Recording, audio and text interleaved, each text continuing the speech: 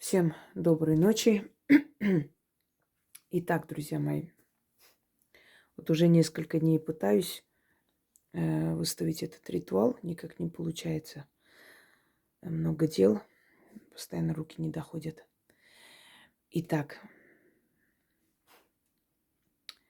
очищающий костер. Я вам много дарила ритуалов, которые убирают застой, убирают безденежье, убирают какие-то препятствия с дороги. Они все рабочие, они все сильные. Но у каждого, естественно, своя энергия, знаете, память крови, родовая память. Поэтому каждому человеку подходит свой заговор, свой ритуал. Именно по этой причине я и отдаю и дарю много различных работ для того, чтобы у людей был выбор. Если что-либо такое не подходит, значит подходит другая работа. Кроме того, не забывайте, что каждому подходит своя стихия. У кого-то срабатывает замечательно ритуалы, связанные с огнем. У кого-то очищение солью срабатывает быстрее, у кого-то с землей, у кого-то замечательно получается с водой. Поэтому, учитывая эти особенности в том числе, именно по этой причине я как бы выдаю различные работы и различные направленности. Итак, перед вами вольт женский. А вообще свеча, то есть, свеча вольт в виде женской фигуры. Такое продают, вы можете такое заказать, купить. Можете сами сделать вольт. Но, естественно, для мужчин это мужской вольт, для женщин женский. И он должен быть похож на человечка. Половые признаки не обязательно, но похоже на человеческое. 2 руки, 2 ноги, то есть человек, голова и прочее. Слепить можете сами. Друзья мои, в работах, в ритуалах для практиков там есть такая особенность именование вольта или по-другому называется крещение. Оно к христианству никакого отношения не имеет, но как бы инициализация этого вольта. Но там совершенно другие работы. Там берется мумиё человека, иногда фотография сжигается, перемешивается и подготавливается или изготавливается вольт. Иногда эту фотографию оборачивают вокруг свечи и сжигают по-разному. Вам это не обязательно, но есть несколько обязательных условий. Первое. Вольт может быть любого цвета, здесь разницы никакой. Первое. Вы должны на нем, на этой фигурке восковой написать свое имя, дату рождения. Полное имя по паспорту. Не так, как вас называют или как ласкательно, полное имя по паспорту. Обматываете черной ниткой. Вот таким образом, чтобы вот были обмотаны руки, ноги. То есть вы показываете некое такое препятствие в жизни. Понимаете, как человек говорит, меня как по рукам и ногам связали, у меня ничего не получается, я ничего не могу сделать, за что не берусь, ничего не выходит и так далее. То есть это жизненные препятствия. Я вам уже говорила и объясняю много раз. Люди, которые пользуются моими работами, у них все может идти замечательно, отлично. И как только они отличились тем, что у них удачная полоса началась, а люди наблюдательные, прекрасно видят, замечают перемены в вашей жизни, может начаться зависть. У вас может кто-то побывать и в гостях, после этого вы можете почувствовать, что у вас как будто бы удачу украли. И такое может быть составляющей. То есть все шло нормально, все хорошо, застой. Зависть, сглазили. Вы сами себя сглазили, лишнего начали говорить, а удача любит тишину, поменьше говорить и болтать. Ой, так хорошо, все у меня получилось. Прекрасно, замечательно. Нет, когда вы делитесь результатом, это совершенно иное. Потому что вас не знают, не знают, как вас зовут, даже узнают, вас не видят воочию. Слушают ваш рассказ. Это вдохновляет человека. А когда ты показываешь там бриллиантовое кольцо кому-нибудь из своих подруг, как там, заядлых подруг. И говоришь, вот мой муж подарил на день рождения или там на 20-летие совместной жизни и все прочее. У них глаза сверкают, кривая улыбка. Мог бы и получше подарить, а сами думают, а мне даже такое не дарили. И после этого раз и у вас все остановилось. Это совершенно иное. Это все означает, что чужая, черная, негативная энергия просто пришла в вашу жизнь и приостановила все. Это имеет место быть. Так вот, в таких случаях, вместо того, чтобы переживать, плакать, сидеть там, биться об стены, что у меня все было хорошо и что теперь делать, берете и делаете подобные работы, которые вам даны. О черной зависти есть ритуал, есть жечь застой, да. Что еще у нас? Убрать нищету, изгнать горемыку и так далее. Очищайтесь обязательно от этого. И после только проводите ритуалы на удачу и прочее. Потому что пока вы не изгоните энергию эту черную энергию, да, привлекать что-либо, но не то, что бесполезно, сработает очень слабо. Итак, соль, которая всегда символизирует очищающую материю, потому что соль, он вбирает в себя всю вот эту вот черноту, черную энергию, поэтому солью очищались испокон веков. И соль стоила очень дорого, поэтому, знаете, соль была сродни серебру. И поскольку вот это такой дорогой продукт, когда-то, некогда, из-за соли иногда бунт поднимали. Вот такой вот дорогой продукт, он редко находился, то есть тяжело добывался и был очень дорогой. И считалось, что если жертвуешь духом такую дорогую, ну не вещь, а дорогой материал, дорогой продукт, ингредиент, значит, эта жертва будет принята. И тем более, что кристаллы соли обладают очищающей энергией, силой. Соль, вольт в виде человека можете слепить сами.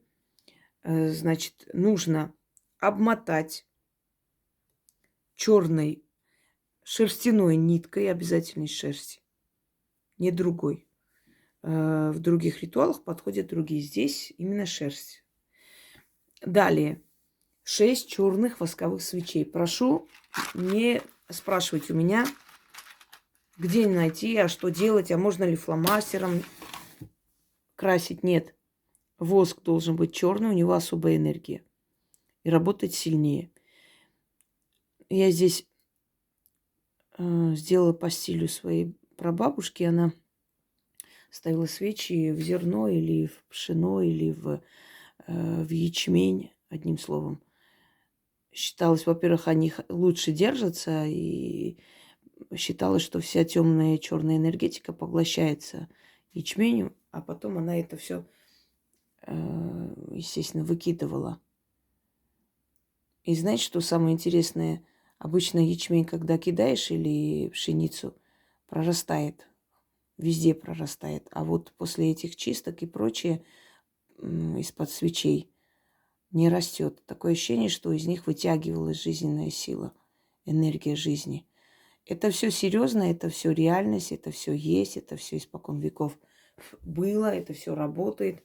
И поэтому ко всему этому относитесь серьезно. И соблюдайте все эти меры предосторожности, которые вам сказаны, и все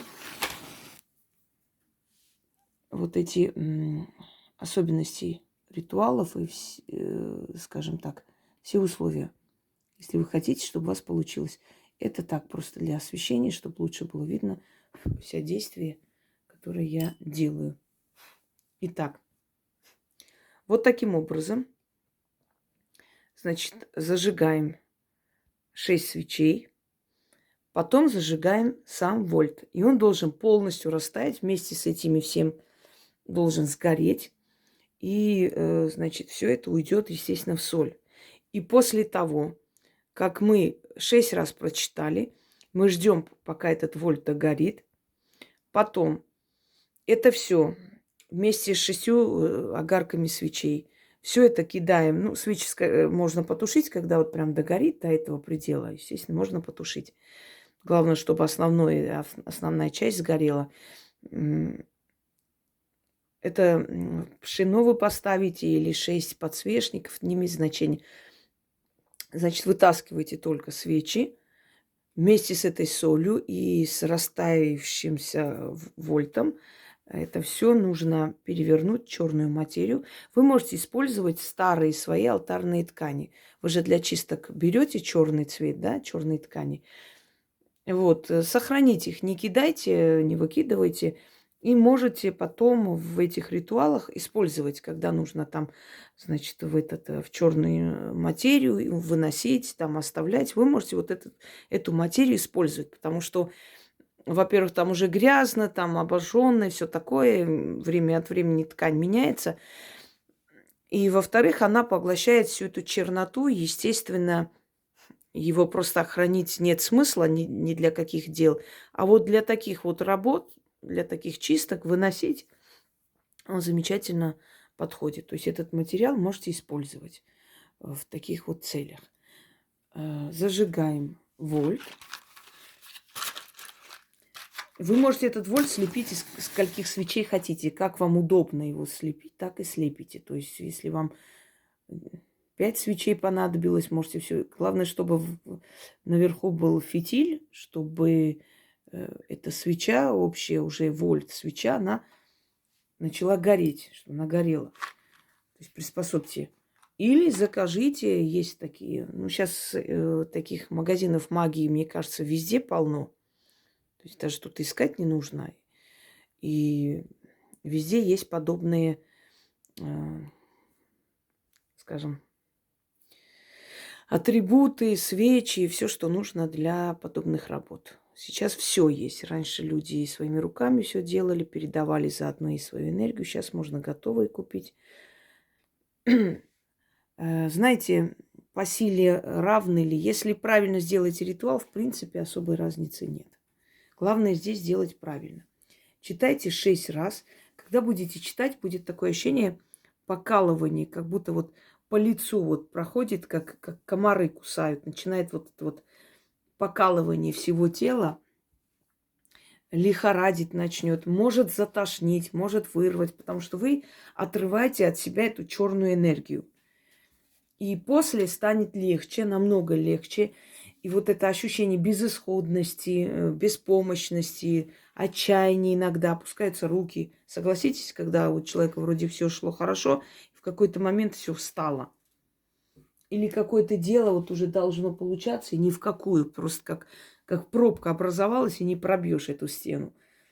Вот в таких случаях это все очищается. В течение 2-3 дней все встает на свои места. Если все сделаете правильно. Выносить можно на следующий день или в тот же вечер, или тот же день. Значит так, про Луну не спрашиваем.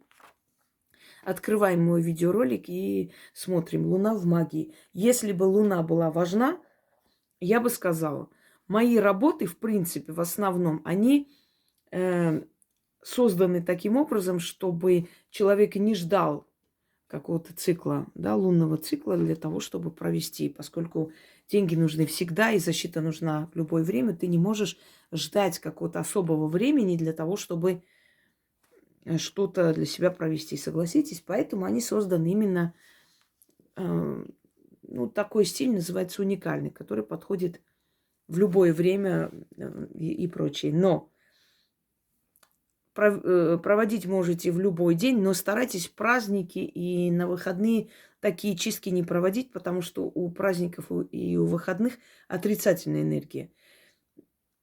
Потому что мы знаем, что человечество в основном праздновать не умеет. Это пьянки, это, скажем, скандалы и прочее. И у праздников и выходных энергия не очень хорошая. То есть неподходящая. Но если прям вот не втерпёшь, можно провести, но сработает не так. Не так сильно. Ничего плохого не будет, но он не так сильно. Постарайтесь избегать праздников и выходных. И, значит, провести в темное время суток. Это обязательное условие. то есть ночью, глубокой ночью, вечером, когда еще солнце не взошло или когда уже солнце село. В это время особенно сильно получается. Начнем. Костер жертвенный, огонь спасительный, к тебе обращаюсь. Плитку, что мне дорогу закрывает, отжигай.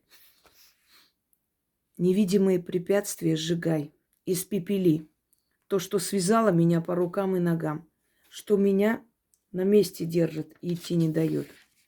Костер жертвенный, пылай. Искры жаркие на 4 стороны метай. Дороги мои огнем расчищай. Закрытые пути мои открывай. Сгори нищета, сгори маята, сгори застой. Обратись во прах. Как дым уходит неудержимо, так неудержимо уйти неудача. За черные горы, за бесплодные пустыни, где люди не ходят, где гады не ползают, где кони не бродят. Сгори плитка, черная нитка, сгорите препятствия, дорога откройся, дорога откройся, дорога откройся. Свершилось, заклято. Костер жертвенный, огонь спасительный, к тебе обращаюсь. Плитку, что мне дорогу закрывает, отжигай. Невидимые препятствия сжигай. Испепели то, что связало меня по рукам и ногам, что меня на месте держит и идти не дает. Костер жертвенный, пылай, искры жаркие на 4 стороны метай. Дороги мои огнем расчищай, закрытые пути мои открывай. Сгори нищета, сгори маята, сгори застой, обратись во прах, как дым уходит неудержимо, так неудержимо уйди неудача. За черные горы, за бесплодные пустыни, где люди не ходят, где гады не ползают, где кони не бродят. Сгори, плитка, черная нитка, сгорите препятствия, дорога откройся, дорога откройся, дорога откройся. Свершилось, заклято. Немного кружится голова в такой момент. Костер жертвенный, огонь спасительный, к тебе обращаюсь. Плитку, что мне дорогу закрывает, отжигай. Невидимые препятствия сжигай. Испепели то, что связало меня по рукам и ногам, что меня на месте держит и идти не дает. Костер жертвенный, пылай. Искры жаркие на 4 стороны метай. Дороги мои огнем расчищай, закрытые пути мои открывай.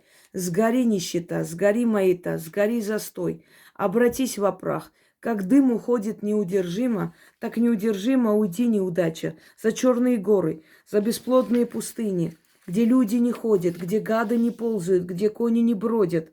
Сгори плитка, черная нитка, сгорите препятствия. Дорога откройся, дорога откройся, дорога откройся. Свершилось, заклято. Костер жертвенный, огонь спасительный, к тебе обращаюсь. Плитку, что мне дорогу закрывает, отжигай. Невидимые препятствия сжигай. Испепели то, что связало меня по рукам и ногам, что меня на месте держит и идти не дает. Костер жертвенный, пылай. Искры жаркие на 4 стороны метай. Дороги мои огнем расчищай, закрытые пути мои открывай. Сгори нищета, сгори маята, сгори застой, обратись во прах. Как дым уходит неудержимо, так неудержимо уйди неудача. За черные горы, за бесплодные пустыни, где люди не ходят, где гады не ползают, где кони не бродят. Сгори, плитка, черная нитка, сгорите препятствия, дорога откройся, дорога откройся, дорога откройся. Свершилось, заклято. Костер жертвенный, огонь спасительный. К тебе обращаюсь, плитку, что мне дорогу закрывает, отжигай. Невидимые препятствия сжигай. Испепели то, что связало меня по рукам и ногам, что меня на месте держит и идти не дает. Костер жертвенный, пылай, искры жаркие на 4 стороны метай. Дороги мои огнем расчищай, закрытые пути мои открывай. Сгори нищета, сгори маята, сгори застой, обратись во прах. Как дым уходит неудержимо, так неудержимо уйди неудача. За черные горы, за бесплодные пустыни, где люди не ходят, где гады не ползают, где кони не бродят. Сгори, плитка, черная нитка, Сгорите препятствия, дорога откройся, дорога откройся, дорога откройся, свершилась, заклято. По-моему, 6 раз прочитал. Но учтите, если вы возьмете вот такую свечу, эта свеча будет гореть долго. Поэтому это тоже учитывайте. На всякий случай. Всем удачи, всех благ. И пользуйтесь, меняйте свою жизнь. Все в ваших руках. Просите, и силы вам помогут. Всем всего хорошего.